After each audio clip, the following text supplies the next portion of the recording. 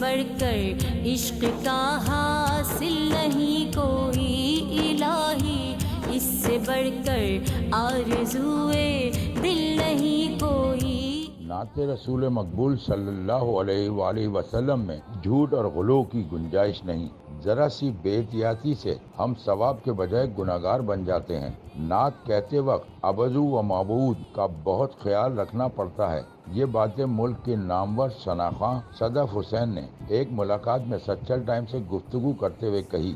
انہوں نے مزید کہا کہ حمد و نعت کے مابین فرق ہونا چاہیے۔ اسلامی اصولوں کے مطابق نعت کہنا، نعت پڑھنا، نعت سننا عین عبادت ہے۔ آغاز حجاز مقدس سے ہوا پھر نعت رسول مقبول صلی اللہ علیہ وآلہ وسلم ساری دنیا میں پھیل گئی۔ بر صغیر ہند و پاک میں عربی اور فارسی شاعری کو نعت گوئی کا کریڈٹ جاتا ہے۔ چوکھٹ رسول پاک ہے جنت کا زینہ، آپ کی چوکھٹ۔